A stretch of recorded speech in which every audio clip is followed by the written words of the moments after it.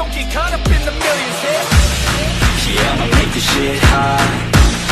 Oh, I'ma light this shit up. Yeah, I'ma make this shit hot. Oh, I'ma light this shit up.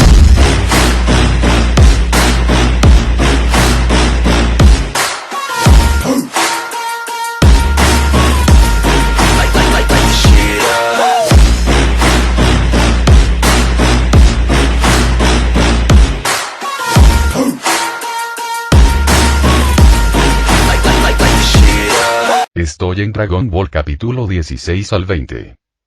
7 días después, el momento de la partida de Raditz pasó como el agua que fluye, para no volver jamás. En los últimos 7 días, Talot, Raditz y Celarí, bajo el estricto entrenamiento de Bardock, no solo habían mejorado enormemente su fuerza, sino que también habían ampliado sus horizontes y sus mentes. Por supuesto, en el caso de Talot, su mejora radicó en sus habilidades de combate. El progreso en poder de batalla no fue significativo porque había controlado su aura desde el principio, manteniendo su fuerza por debajo de 400. La aparente mejora consistía simplemente en liberar parte de su poder de batalla oculto, permitiendo que Bardock viera su progreso. En palabras de Talot, se trataba simplemente de dejar que la naturaleza siguiera su curso. Cabe mencionar que el talento de Celarí se reveló durante el entrenamiento de Bardock. En un corto periodo, su poder de batalla aumentó de 180 a 240. Esto significaba que el poder de batalla de Celarí aumentaba en casi 10 puntos cada día, una velocidad increíblemente aterradora. La mejora de Raditz, al igual que la de Talot, no fue significativa, limitándose a pasar de 550 a 580. Pero aunque pareciera que solo eran 30 puntos, aumentar tanto en 7 días ya era bastante notable. Dentro de la casa de Bardock. Era mediodía y todos estaban sentados alrededor de la mesa comiendo la comida de Gine. A diferencia de los días anteriores, el ambiente era sombrío porque el entrenamiento especial había terminado y Raditz pronto partiría para presentarse en el Palacio Real. La despedida siempre es a regañadientes. Sin embargo, para los Saiyajin, este tipo de separaciones se habían vuelto comunes en la última década o dos. Era como la gente común en la vida anterior de Talot, que necesitaba salir a trabajar y ganar dinero. Quizás la única diferencia radicaba en que esta era la primera misión real de Raditz fuera del planeta Vegeta. En otras palabras, era la primera vez que realmente salía de casa para vagar al aire libre, y las preocupaciones de su familia se intensificaron. La próxima vez que nos veamos, tienes que volverte más fuerte, Talot. Cuando regrese, sin duda me volveré más fuerte, y entonces tendremos una buena pelea. Antes de marcharse, Raditz no olvidó decirle algo a Talot, expresándole su ilusión por el futuro. Esto hizo que Talot se emocionara aún más. Lo más importante es que, si la trama se hubiera desarrollado como en la historia original, si Talot no hubiera transmigrado, no hubiera abandonado el planeta Vegeta en los acontecimientos posteriores o hubiera muerto en ese planeta de tamaño mediano que estaba a punto de ser ocupado, entonces no habría habido ninguna posibilidad de volver a encontrarse. Por supuesto, Talot había reencarnado y reemplazado al propietario original. Todo había cambiado. Talot creía firmemente que podía sobrevivir. Sin embargo, no sabía cuándo sería la próxima reunión. A menos que tomara la iniciativa de contactar, tendría que esperar a que se desarrollara el plan original y encontrarse con Raditz cuando éste fuera a la Tierra. Eso fueron 20 años completos. De acuerdo. Tengamos una verdadera pelea la próxima vez que nos veamos, Raditz. Respondiendo a Raditz, Talot también le envió sus mejores deseos. Tras despedirse con la mano, Raditz también se despidió de Gine y Celarí, pero Celarí seguía mostrándose indiferente hacia Raditz. Aunque los 7 días de convivencia habían aliviado un poco las cosas, el distanciamiento de la infancia estaba profundamente arraigado y no podía cambiarse en tan solo unos días. Espero que con mi recordatorio puedas cambiar, volverte más fuerte y no ser como en la historia original. Al ver la figura de Raditz alejarse, Talot añadió una frase en su corazón. Al darse la vuelta, Talot volvió a ver la expresión de reticencia de Gine, pero esta vez no le ofreció ningún consuelo. Algunas cosas debían aceptarse y adaptarse poco a poco, y pronto tendría que llevarse a Gine lejos del planeta Vegeta. El estallido emocional provocado por la destrucción del planeta sería el más intenso. Pasó el tiempo, y una vez que las figuras de Raditz y Bardock desaparecieron por completo de la vista, regresaron a casa. Gine demostró ser bastante resistente y rápidamente se recompuso, dedicándose a realizar diversas tareas domésticas. Al ver que ella estaba bien, Talot y Celarí fueron juntos al cercano pueblo del mercado para comprar provisiones. Durante su tiempo libre en estos días, Bardock ya le había comprado una nave espacial de tamaño mediano y le había prestado 10.000 puntos de mérito para que la preparara. Ni demasiado poco. Aunque Bardock le había dicho que le devolvería el doble en el futuro, Talot no podía negar que eso era una forma de cuidarlo. Una vez convertidos, 10.000 puntos de mérito equivalían a más de 1 millón del mundo anterior de Talot. Uno podría imaginar que para una persona común y corriente, recibir repentinamente semejante suma de dinero sería sin duda una fortuna. Los puntos de mérito no eran fáciles de obtener. Conquistar un planeta de clase baja por sí solo otorgaba entre 1.000 y 10.000 puntos de mérito, dependiendo del valor del planeta. La mayoría de los guerreros de clase baja, al carecer de un líder de equipo entre los guerreros de élite, solo podían colaborar con otros, atacando planetas de clase baja durante todo el año.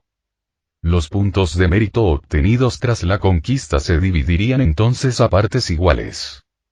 En resumen, la mayoría de los guerreros de clase baja eran pobres. Aquellos con miles o decenas de miles de puntos de mérito eran considerados ricos. Personas como Bardock eran los magnates entre los magnates. Para él, incluso gastar 100.000 puntos de mérito para comprar una nave espacial de tamaño mediano no le supondría un gran problema. Para usar una analogía, Bardock era como un multimillonario del mundo anterior de Talot, que se compra un coche deportivo valorado en varios millones. Talot, ¿de verdad es necesario preparar tantas cosas?, preguntó Celarí, observando con sorpresa las interminables compras de suministros de Talot. En su opinión, iban a cumplir una misión, y aunque pudiera llevar mucho tiempo, los preparativos de Talot durante los últimos días habían sido excesivos. Solo con la comida les bastaba para comer durante un año. Aunque la nave espacial de tamaño mediano no era enorme, tampoco era pequeña, y podían llenar todo el almacén, como si planearan luchar en el extranjero durante mucho tiempo. No te preocupes, lo necesitaremos, y además de ti, en realidad quiero traer a una persona más, dijo Talot con una sonrisa. ¿Traer a una persona más? La expresión de Celarí cambió ligeramente, y su cabecita comenzó a llenarse de pensamientos. Talot asintió, explicándole por primera vez sus planes de futuro. Cuando llegue el momento, espero que la tía Gine pueda ayudarnos a ir juntos al planeta Oyun. ¿La tía Gine? Pero si ella viene con nosotros, ¿qué pasa con Kakarot?, preguntó Celarí sorprendida al oír que se trataba de la tía Gine. Así que aún no es seguro. Hablemos de ello el día antes de partir. No se lo digas todavía a la tía Gine. Para evitar accidentes, Talot no siguió comunicándose en profundidad con Celarí. Celarí estaba un poco mareada por las palabras de Talot, pero no sospechaba nada, solo sentía curiosidad. Los dos continuaron paseando por el pueblo del mercado, comprando todo aquello que Talot creía que necesitaban. Para ser sincero, los gastos de los últimos días no fueron pequeños, y solo le quedaban unos pocos cientos de puntos de mérito. Pero para Talot, si no los gastaba todos antes de abandonar el planeta Vegeta, se convertirían en una serie de números sin valor. De hecho, si no hubiera comprado esas 5 semillas de Cultivation Man y esos líquidos curativos, Talot no habría gastado tanto. Al caer la noche, la posibilidad de comprar semillas de Cultivation Man después de despedir a Kakarot era algo que había sucedido unos días antes. Bardock lo había llevado a Ciudad Real para comprar una nave espacial e inscribirse en misiones. Durante ese tiempo, se encontraron por casualidad con los compañeros de equipo de Bardock. Así pues, a instancias de esos tipos, Bardock llevó a Talot a una taberna para relajarse.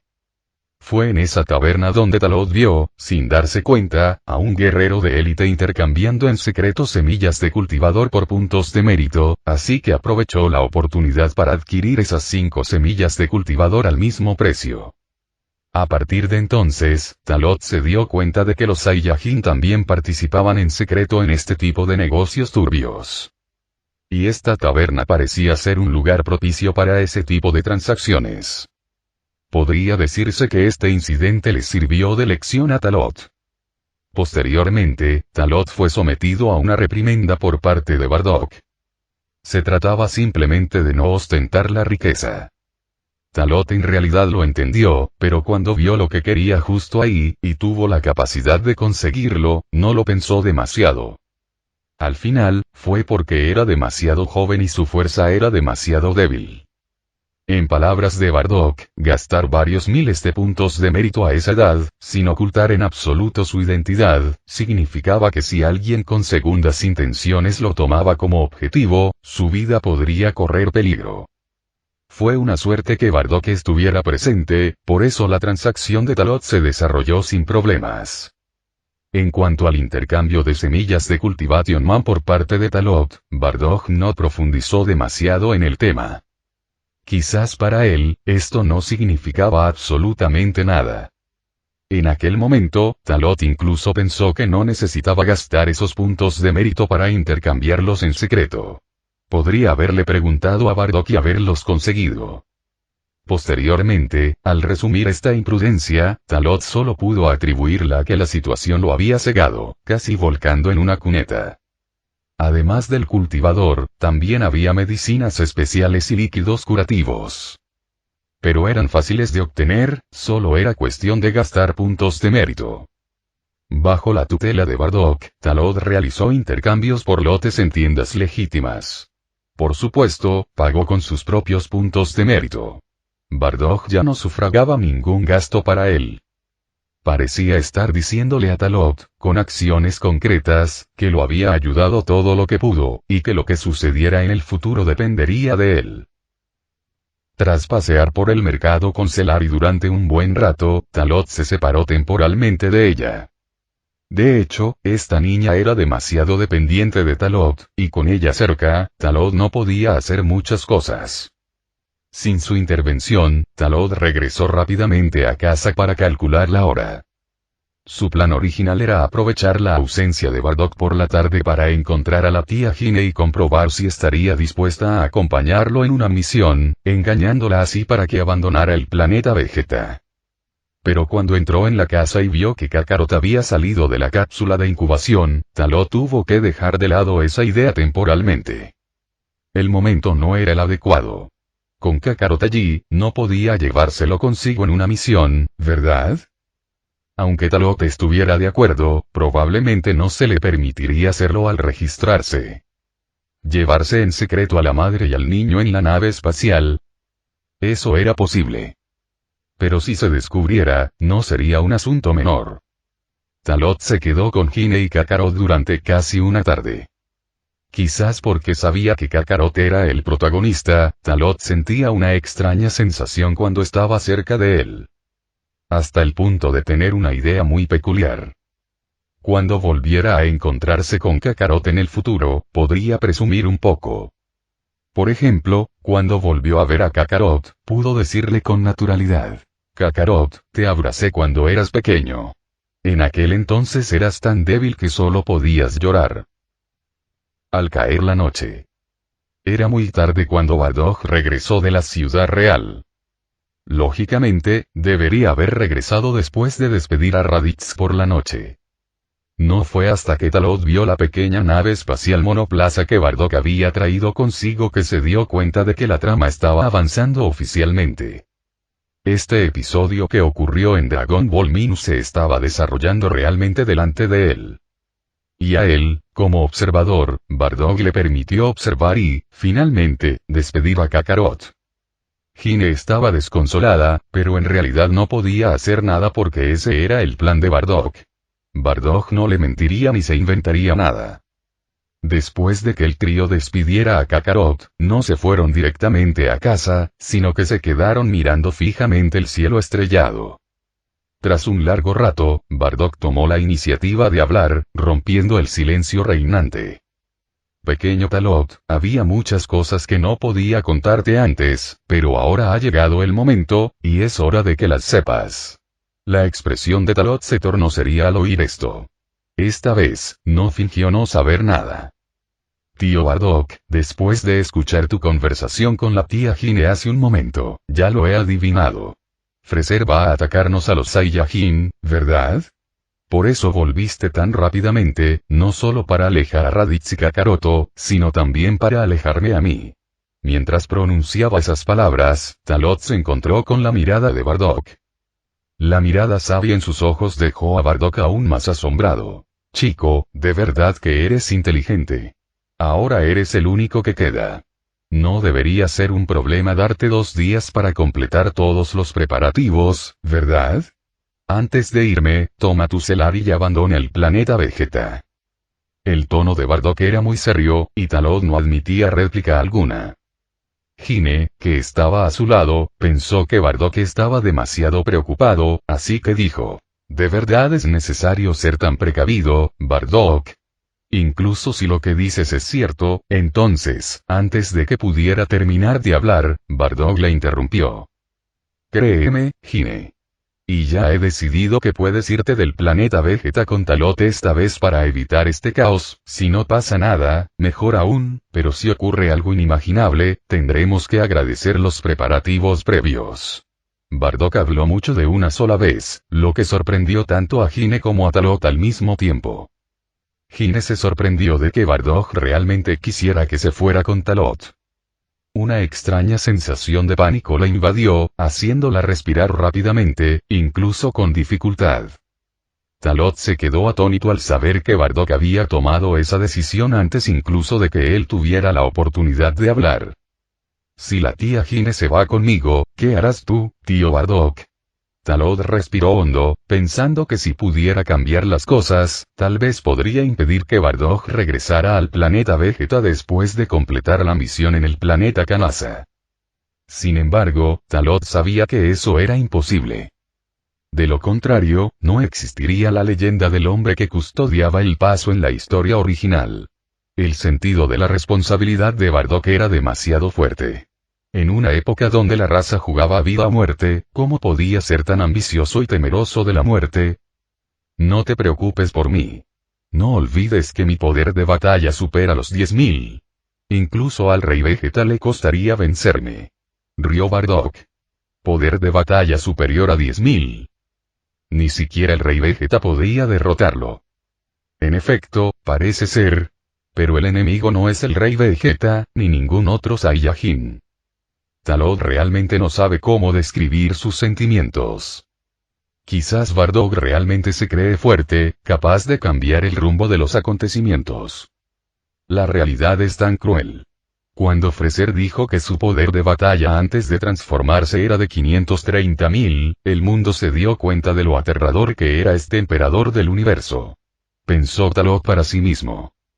Sinceramente, en su vida pasada, cuando vio Dragon Ball por primera vez y se enteró de una diferencia tan enorme en las cifras, se quedó atónito y sin palabras.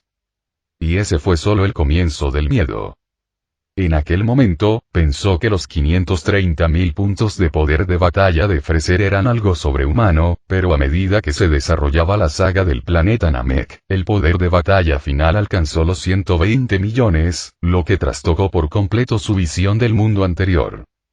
Frente a un poder de batalla de 530.000, que es un poder de batalla superior a 10.000, frente a un poder de batalla de 120 millones, que son 530.000. Debido a la determinación de Bardock y su negativa a aceptar oposición, Gine y Talot no tuvieron más remedio que aceptar.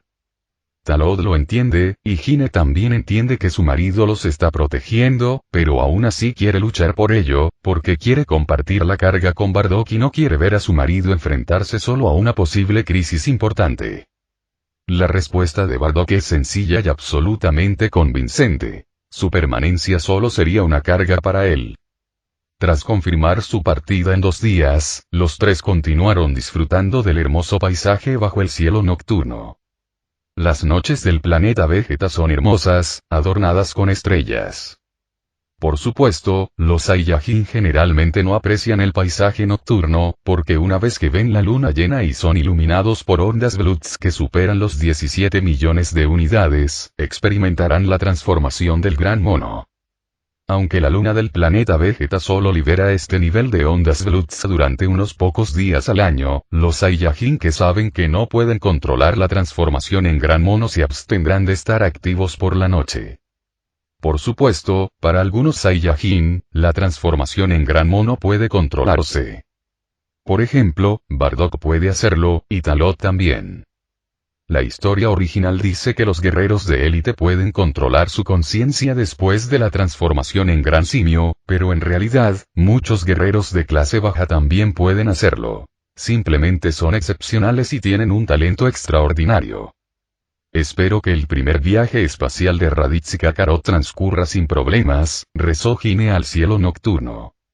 Esta es su manera de encontrar consuelo. Como madre con fuerzas debilitadas, solo puede hacer esto. No te preocupes. Raditz volverá sano y salvo. Cuando pase la gran tormenta, iré personalmente a buscar a Kakarot, dijo Bardock, pasando el brazo por los hombros de Hime. En este momento, Talot parece haberse convertido en una tercera rueda superflua. Sin embargo, Talot no lo oculta. No es como si no se hubieran mostrado cariñosos delante de él antes. A menos que estén haciendo ese tipo de cosas, Talot se irá para evitar verlo. La escena cambia al espacio. En este momento, el escuadrón de élite Vegeta ya ha abandonado la pequeña galaxia donde se encuentra el planeta Vegeta a bordo de su nave espacial. En tan solo mediodía, ya están muy lejos del planeta Vegeta.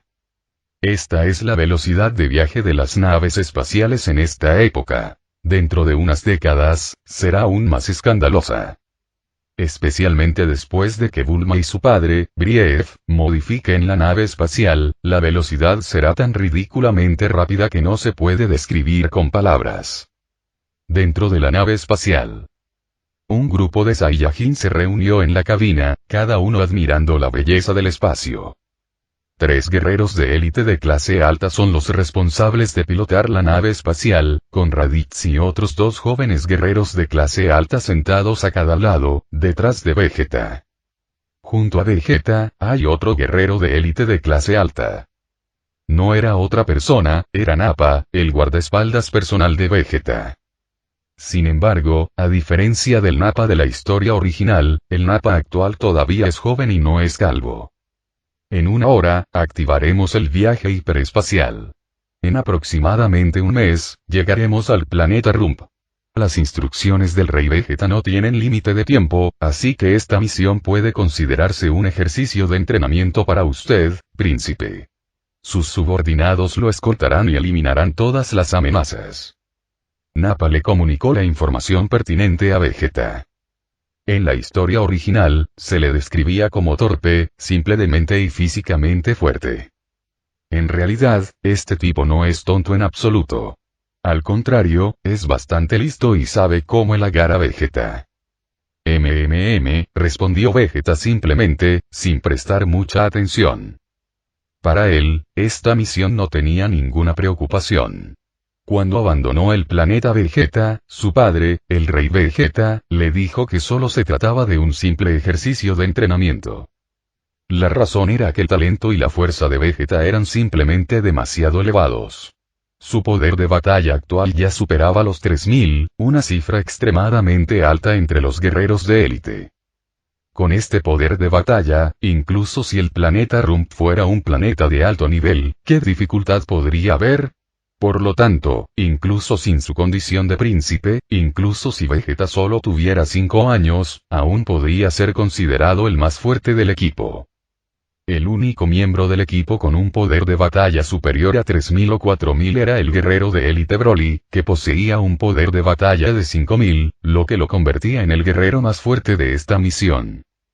En cuanto al Nappa actual, su poder de batalla solo era comparable al de Vegeta.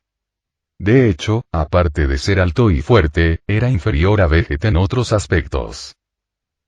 A tan solo una hora del viaje a través del hiperespacio, Raditz y los otros dos jóvenes guerreros de élite observaban con aún mayor atención el paisaje exterior. Después de todo, esta era la primera vez que abandonaban el planeta Vegeta para viajar al espacio. Al observar el paisaje fuera de la capa protectora transparente, el universo era oscuro, especialmente a esta velocidad de viaje, por lo que no había muchos paisajes hermosos que ver. Sin embargo, para aquellos que lo experimentaban por primera vez, era inevitable sentir emoción. La exposición a cosas nuevas y la visión de un mundo más amplio los llenaron de una sensación de expectación que les hizo olvidarse casi por completo de sí mismos. En ese momento, no tenían ni idea de que el planeta Rump no era un planeta común y corriente de alto nivel. Durante esta invasión, algunos de sus compañeros perecerían. Especialmente los otros dos jóvenes guerreros de élite con poderes de batalla de tan solo unos pocos cientos. Si la trama permanecía sin cambios, morirían en el planeta Rump. Esta sensación es verdaderamente asombrosa. El universo, tal como dijo Talot en aquel entonces, es como un abismo infinito. Raditz no pudo evitar exclamar. Sus palabras resonaron entre los demás Saiyajin. Incluso Vegeta no pudo evitar mirarlo. Un abismo sin fin. Es una descripción bastante acertada. Talot. ¿Quién es él?, preguntó Vegeta. Al oír esto, Raditz se animó. En respuesta a usted, príncipe, Talot es un guerrero de élite que nació casi al mismo tiempo que yo y siempre ha vivido al lado de mi casa, ya veo. Vegeta sintió al oír esto. No indagó más y se recostó en su silla espacial con expresión indiferente. Al ver esto, Raditz inicialmente quiso decir algunas cosas amables, pero al ver que Vegeta no tenía intención de escuchar, no le quedó más remedio que desistir. Muy lejos, en dirección opuesta, en otra parte del cielo estrellado. Una nave espacial redonda, tripulada por una sola persona, se dirigió rápidamente hacia la galaxia tras abandonar el planeta Vegeta. Sin duda, esta era la nave espacial en la que viajaba Kakarot. Gracias a que la nave espacial contaba con equipos de soporte vital, ni siquiera un viaje largo pondría en peligro la seguridad de Kakarot, de 6 meses de edad. Kakarot, el niño del destino en este mundo, inauguraría una nueva era con su llegada a la Tierra. No. Eso no está bien. Desde el momento en que abandonó el planeta Vegeta, la trama ya había comenzado a desarrollarse. En el vasto universo, en alguna galaxia desconocida, en algún campo estelar desconocido. De repente, un planeta explotó sin previo aviso. La luz brillante era como un fuego artificial en plena floración, deslumbrante y radiante. Y entre las llamas de la explosión, dos figuras emergieron gradualmente. Eran Beerus, el dios de la destrucción, y el ángel Whis. Caminaron por el espacio exterior, sin verse afectados en absoluto por el vacío ni por las diversas condiciones extremas. Este era el dios de la destrucción. Ese era el ángel. Y el planeta que ya había explotado fue sin duda destruido por Beerus. ¡Qué asco! ¿Esa basura se atreve a llamarse comida? Maldita sea. No esperaba que ni siquiera el apetito más básico se pudiera satisfacer antes de dormirme. ¡Qué fastidio! Beerus seguía sosteniendo un delgado palillo de acero en la mano, limpiándose los dientes mientras se quejaba. Es inevitable, después de todo, Beerus-sama lleva existiendo demasiado tiempo. Casi todos los manjares famosos del universo ya han sido probados, dijo Whis con una sonrisa, para luego cambiar de tema de inmediato. Ya que no pudimos encontrar mejor comida esta vez, tal vez cuando Beerus-sama despierte la próxima vez, muchos planetas habrán desarrollado muchos más manjares. Aunque unas pocas décadas no es mucho tiempo, puede obrar muchos milagros para una civilización que ama la vida. A Beerus no le importó que Whis pronunciara esas palabras. Había escuchado esas palabras de Whis más de 10 veces. Sin embargo, siempre estaba lleno de expectativas, y siempre se sentía decepcionado. Olvídalo, me da mucha pereza buscar mejor comida. Incluso si sigo así, es una pérdida de tiempo, se dijo Beerus a sí mismo. Entonces, volvamos al reino del dios de la destrucción, Beerus-sama, dijo Whis, manteniendo su sonrisa mientras esperaba la respuesta de Beerus. No tengo prisa. Antes de regresar esta vez, tengo que ocuparme de algunos asuntos con ese tal Freser. ¿No dijiste que últimamente se está pasando de la raya? Beerus bostezó, hablando con indiferencia. Al oír esto, Whis comprendió el significado implícito de Beerus y dijo con una sonrisa. Jo tilde. Parece que Beerus-sama no solo no cree que Freser esté siendo imprudente, sino que también piensa que es muy adecuado para convertirse en el verdadero representante del dios de la destrucción. ¿Qué quieres decir? Al ver que sus pensamientos eran descubiertos, Beerus miró a Whis, como preguntándole cómo lo sabía. Whis sonrió aún más directamente. Si Beerus-sama no hubiera tenido esta idea, habrías dicho que Freser es demasiado imprudente e incontrolable, y que deberías destruirlo antes de volver a dormir. Tras recibir la respuesta, la expresión de Beerus se tornó seria. Tienes razón a medias. Ir a verlo también es reprimirlo. Al fin y al cabo, fue por una palabra mía que esta hormiga se convirtió en el actual Señor Supremo de la Galaxia. Señor Supremo de la Galaxia, es realmente presuntuoso por parte de esta hormiga, su padre, el Rey Frío, solo se hacía llamar Señor Supremo de la Galaxia. Las palabras de Beerus eran como una excusa, reacio a admitir que Whis había descubierto por completo sus pensamientos. ¿No le preocupa a Beerus-sama que Freser se vuelva aún más descontrolado después de recibir sus órdenes? Eso no importa. Con su nivel, armar un alboroto solo significa destruir unos cuantos planetas más. En el peor de los casos, lo destruiré cuando despierte, dijo Beerus, estirándose con pereza, sin importarle lo más mínimo. De acuerdo, siempre y cuando Beerus-sama lo haya decidido, asintió Whis. De hecho, a él tampoco le importaba en absoluto. Para ellos, Freser era solo eso, solo un poquito de fuerza. Tal como dijo Beerus, ¿qué podía hacer aunque armara un escándalo? Entonces vámonos, Whis. Beerus puso la mano sobre el hombro de Whis. Sí, Beerus-sama. Whis, que estaba a su lado, ya estaba preparado, pues había localizado la posición actual de Freser. Zumbido. Acompañada de una oleada de energía mágica y poderosa, una brillante luz de arco iris los envolvió a ambos. En un instante, ambos se transformaron en un rayo de luz de 7 colores, atravesando el espacio a una velocidad inimaginable, hasta desaparecer de este espacio cósmico. Al mismo tiempo. Un rincón del universo. Una nave espacial de gran tamaño perteneciente a las fuerzas de Freser estaba surcando los cielos. Esta era la nave insignia de las fuerzas especiales de Freser, y también la nave espacial exclusiva de Freser. Dentro de la nave espacial, en la sala de mando. El pequeño Frieza estaba sentado en su cochecito especial, sosteniendo una copa de vino en la mano, cuyo color carmesí se arremolinaba continuamente con el movimiento de su muñeca. A su izquierda y derecha se encontraban dos combatientes de alto nivel recién ascendidos, con poderes de batalla superiores a 15.000, ahora guerreros de élite solo superados por Zarbon y Dodoria.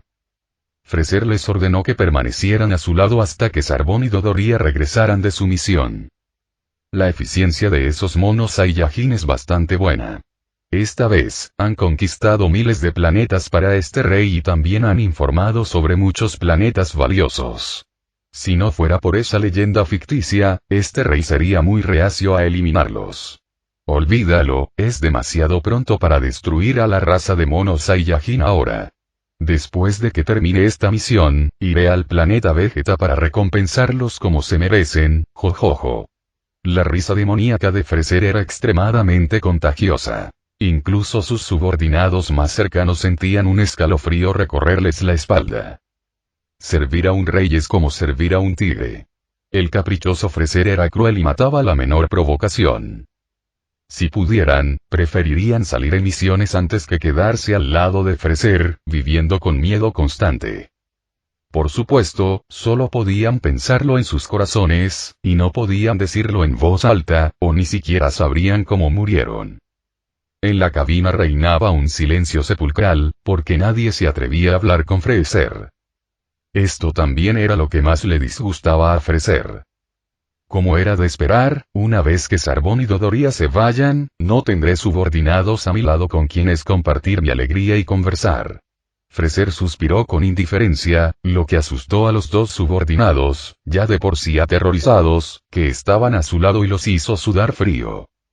Este tipo de disuasión invisible era demasiado letal. Antes de que pudieran responder, al segundo siguiente aparecieron repentinamente dos figuras. Sin previo aviso y sin fluctuaciones. Nadie se dio cuenta, ni siquiera Fraser. El dios de la destrucción Verus y el ángel Luis aparecieron silenciosamente detrás de él. Hola. ¿Cuánto tiempo sin verte? Has estado viviendo muy bien, Fraser. Una vez dentro de la nave espacial de Fraser, Verus, mirando a Fraser, que actuaba con aires de superioridad, se tocó la oreja con una mano, con expresión perezosa, y dijo en tono burlón. La voz familiar resonó y la sonrisa en el rostro de Fraser se desvaneció de repente. Al mismo tiempo, todos en la cabina se giraron. El horror era inevitable. No importaba quién fuera la persona ni cómo hubiera llegado hasta allí. El mero hecho de que se atrevieran a hablar así era prácticamente buscar la muerte. Peor aún, podría implicarlos a todos. ¿Y qué hay de Fraser? Tras ver a Verus y Luis con sus propios ojos, sus pupilas se contrajeron repentinamente, su corazón tembló y un miedo reprimido surgió involuntariamente en su mente. Al segundo siguiente, hizo algo que nadie de los presentes podría haber imaginado, subvirtiendo por completo la visión del mundo de todos. Saltó rápidamente de su asiento, se arrodilló sobre ambas rodillas y se postró ante Verus. Para cualquiera, incluso en sus sueños más descabellados, esto era demasiado escandaloso. Este era el emperador del universo Fraser, que infundía terror allá donde iba. Dios de la destrucción Sama, por favor, perdone mi pésima bienvenida. Fraser mantuvo la cabeza gacha, la voz temblorosa, y el miedo en su corazón hizo que un sudor frío corriera por su rostro como gotas de lluvia. No sabía cómo la otra parte había logrado entrar repentinamente en la nave espacial sin previo aviso. Pero su temor al dios de la destrucción había estado profundamente arraigado desde su primer encuentro, algo que jamás podría olvidar en esta vida. Ese tipo de poder podría matarlo con una sola mirada. Verus permaneció en silencio, caminando por la nave espacial con las manos a la espalda. Este gélido silencio inquietó aún más a Fraser, quien no sabía a qué venía Verus esta vez ni cuáles eran sus intenciones. Para tranquilizar a la población, Fraser miró a sus subordinados, que seguían aturdidos. Ni siquiera necesitó hablar. La mirada de Fraser aterrorizó a todos.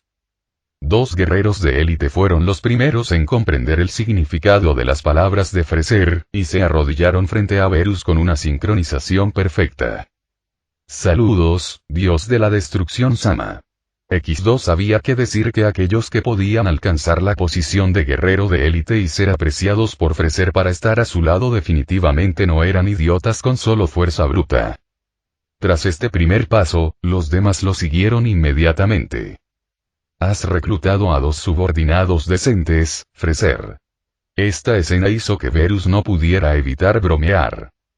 Las burlas se volvieron cada vez más intensas, y sus palabras tenían una presión extremadamente fuerte. Fraser reprimió a la fuerza su miedo e inquietud, tragó saliva y lentamente levantó la cabeza, mirando a Verus, y preguntó. Verus-sama, ¿me halagas? Me pregunto qué necesitas que haga esta vez. Por favor, solo dame la orden. Al ver lo sensato que era Fraser, Verus se acercó de nuevo a él, mientras Luis permanecía de pie a un lado, como siempre. Este dios ha oído que has sido bastante engreído estos años, llegando incluso a llamarte emperador del universo. Vaya, eres muy astuto, sabes cómo usar el nombre de este dios para lograr tus propios objetivos. Aunque este dios está muy disgustado, tienes que admitir que eres idóneo para ser su agente temporal.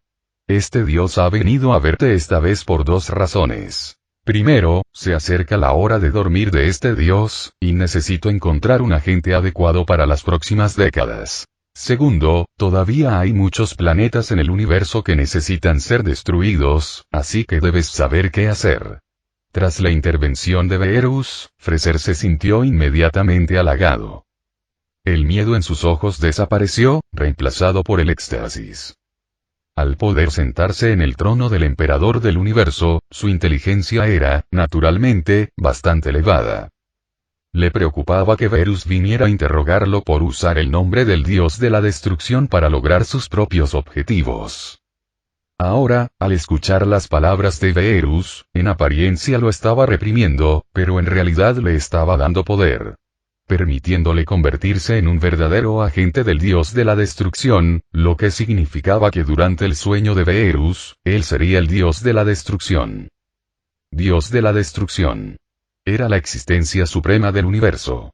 No importaba quién fuera en el universo, todos eran hormigas frente al dios de la destrucción. Convertirse en agente significaba que podría moverse libremente por todo el universo en el futuro, y nadie tendría derecho a detenerlo. En otras palabras, destruyendo por decreto imperial. Este humilde servidor se siente muy honrado de ser apreciado por usted, Beerus-sama. Tenga la seguridad de que, durante su sueño, este humilde servidor no lo defraudará. El tono de Freser cambió de nuevo. Ansioso, emocionado. Muy bien, puesto que tienes tanta conciencia, este Dios verá cómo te desempeñas. Pero este Dios te recuerda. No abuses de tu poder. De lo contrario, cuando este Dios despierte, te destruiré. Entrecerrando los ojos, Beerus combinó amabilidad y poder, advirtiéndole también a Freser que, incluso si se convertía en agente, no podía actuar con imprudencia. Al comprender el significado de Beerus, Freser inmediatamente le dio una garantía. Este humilde servidor lo entiende, por favor, tenga la seguridad, Beerus-sama. Cuando despierte, este humilde servidor creará sin duda un universo que será aún más de su agrado. En ese momento, era el momento de expresar su lealtad. Para él, esta era una oportunidad para dominar el universo. Beerus no se preocupó por ello, ni le importó lo que planeara hacer, siempre y cuando no destruyera todos los planetas del universo mientras dormía. Por cierto, también he oído que últimamente has estado investigando algunas leyendas Saiyajin, algo sobre Super Saiyajin, ¿verdad? ¿Planeas atacar a su raza? De repente, Beerus cambió de tema. El repentino cambio de tema sobresaltó a Freser. E inmediatamente, tuvo un mal presentimiento. No mucha gente sabía que él trataba con los Saiyajin, pero no esperaba que incluso el dios de la destrucción Beerus lo supiera. En ese instante, Freser sintió un escalofrío recorrerle la espalda y un hormigueo en el cuero cabelludo. ¿Beerus me está advirtiendo? Ese era el verdadero pensamiento de Freser en ese momento. Sin duda, decirlo con tanta claridad le estaba indicando que sabía perfectamente lo que estaba haciendo. Sin otra forma de evitar responder, Freser solo pudo confesar con sinceridad. Sí, puedo preguntar, Lord Beerus, ¿cómo se debe tratar a esos Saiyajin? Sin comprender la intención de Beerus, la pregunta de Freser era para conocer su voluntad. Si el dios de la destrucción quería conservarlos, aunque estuviera insatisfecho, no podía atacarlos. A lo sumo, simplemente los reprimiría. Pero si el dios de la destrucción también quería eliminar a la raza Saiyajin, entonces, el plan tendría que llevarse a cabo. Justo lo que él quería. Hace unos días fui al planeta Vegeta y vi a los llamados Saiyajin de la raza de combate. Al final, no son más que un montón de tontos simplones con extremidades bien desarrolladas. Esa raza, sin fuerza ni comida deliciosa, es un chiste que siga existiendo. Dado que ya estás tomando medidas, la raza Saiyajin queda en tus manos. No hay necesidad de que la raza Saiyajin siga existiendo, ni tampoco de que exista el planeta Vegeta. Mientras Beerus decía esto, un intenso brillo púrpura destelló en sus ojos. Final del